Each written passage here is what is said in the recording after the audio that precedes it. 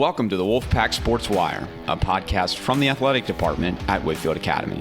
Whitefield Academy is a Christ-centered pre-K through 12 college preparatory school located in Smyrna, Georgia. On this show, we highlight our hardworking coaches and student athletes who are excelling in and out of competition.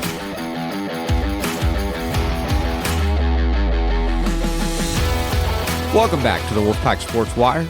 I'm your host, Jack Hunter. The calendar is flipped to 2026, and we're back for a new year. It's the week of January 19th, and today is episode 16 of the program. Our winter sports teams have been hustling through the Christmas break and J-term, so on today's show, we'll give you an update of where our four varsity teams stand before the final push of their seasons. Afterwards, we'll catch up with junior boys basketball player Ian Kelly to discuss his big season and the team's recent hot stretch. This show is brought to you by Turfwell, Ellsworth, Do Skincare, Mach 1 Security Services, and McCarthy Building Companies. Thank you for your support of Packbackers, Whitefield Athletics, and the program. Now back to the show. Our sports update starts in the pool, where the Whitefield swim program put up some big results at the Cobb County Private School Championships. The boys took home a first-place finish, and the girls swam to a fifth-place finish. The team will look to capitalize on that momentum as they head to the Cobb County Championships this upcoming weekend. In Coach Yergler's first year, there have been over 20 personal best times. The team will have 4 individuals competing at the state championship meet in early February. Now to the mat, the wrestling team is also hitting their stride at the right time as they approach postseason play. They fought hard at Osborne High School last night, facing off against both Osborne and Pebblebrook. Weather permitting, Saturday will be their last regular season meet at the Blue Devil Brawl in Marietta. After that, it's postseason wrestling. To the court, the girls basketball team took care of Landmark Christian on Tuesday night by a 53-14 final. Just this past weekend, Whitefield hosted the For the Culture MLK tournament that featured 16 games and some of the best teams and players in the region. The team is 15-2 and now top 5 in the private classification. They have a 6 p.m. tip at Mount Perrin tomorrow. Last but not least, the boys basketball team is now winners of 4 out of its last 5 after dismantling Landmark Christian 65-32 on Tuesday. They will hit the floor again tomorrow night with a 7:30 p.m. tip-off at Mount Perrin. One of the key players to this team's recent success is junior Ian Kelly. With his prolific scoring ability combined with his toughness and defensive prowess, Kelly has been able to take over some games this year and help the Pack to a surge in region play. I got the chance to talk to him before Tuesday's game. Here's our conversation. Ian, thanks so much for joining me today. How are you? I'm great. How about you? I'm doing well. So as a team, you guys have now won 3 out of your last 4 games, entering the Tuesday night's matchup versus Landmark Christian, and including a Friday and Saturday sweep. What's been going right for the team recently? Really just our connection, staying connected to each other.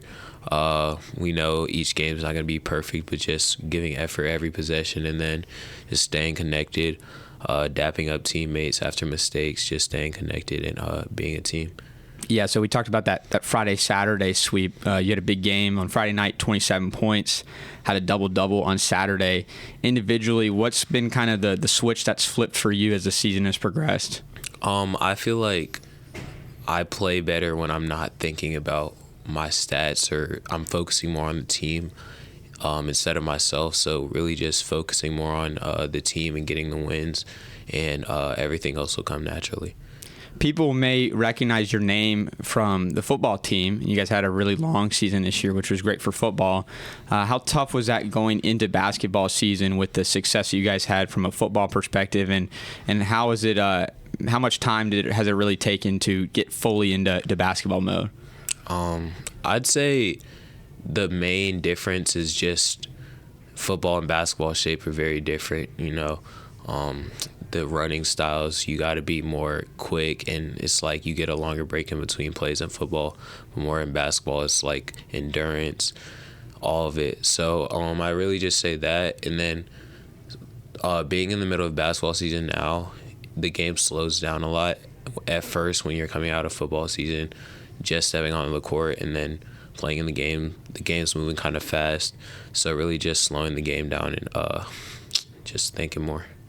Going from your sophomore year to your junior year is obviously a big jump just from on the court, but also off the court. How has your role on the team in the locker room changed coming into this year? I'd say just being more of a leader, going from a underclassman to a upperclassman. I'd say just being more of a presence for younger guys to look up to, and also use my voice more, just being talking, encouraging, just everything, trying to be as much of a leader on this team as I can be. Yeah, and on the court, what's one thing that you really feel like you've improved upon here in your junior year? I'd say just talking the game, just talking, staying connected to my teammates. I feel like we're at our best when we're talking, communicating, and just playing for each other. Mm-hmm. So we can see the team on the floor, but we may not be able to see the team in practice or in the locker room every day. What's this team like? What's the dynamic on the team? What's it like being around these guys? It's a really fun team to be on. Coach Taylor, Coach Mobley, Coach Blythe, all the players, we bring energy and effort every day, and I feel like you have the most fun playing basketball when you're staying connected as a team.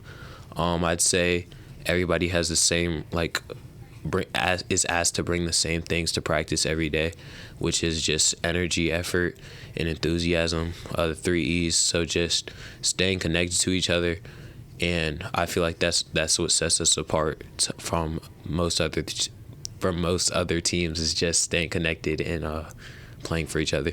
Yeah, so you guys are currently kind of in the meat or the heart of the region schedule as we get to at the end of January. What do you think is going to be the key for the team, or keys for the team going forward as you get in some of the more intense games ahead of postseason play? I'd just say it all comes down to staying connected and playing together. We know that every game isn't going to be perfect, and we're going to go through rough patches, and the game is 32 minutes. We're not going to play all 32 minutes and win all 32 minutes. So I just say, even when we go through those rough patches, just staying connected as a team and playing for each other, and we'll get the job done. Before we end this interview, I have some basketball-themed icebreaker, shorter questions for you, quicker answers. So let's start with this. What age did you first pick up a basketball, if you can remember? I can't remember. Probably like 2. Well, who was your favorite player growing up? Kevin Durant, the GOAT. Is he still your favorite player? He is still my favorite player. All right, stay with me here. If you could choose a height, weight, skill set, any type of basketball player for yourself, what type of basketball player would you be? I'd probably say just LeBron build. I feel like that would be really fun. Just be 6'10", built. Yeah. That would be pretty fun. Do you have a favorite basketball jersey? Favorite basketball jersey? I'd just say I have a Kevin Durant jersey from when I was in second grade, still at the house, OKC Thunder. So that's probably my favorite. Do you have a favorite basketball shoe? Favorite basketball shoe? Probably Kobe's. College or pro, what's your favorite team? I'd say the Houston Rockets, Kevin Durant. All right. Well, it's a very Kevin Durant-themed icebreaker section. Ian, appreciate the time today. Best of luck in the rest of the season, and go get them. Yes, sir. Thank you. That'll do it for this week's edition of the Wolfpack Sports Wire. Thanks so much for making us a part of your day.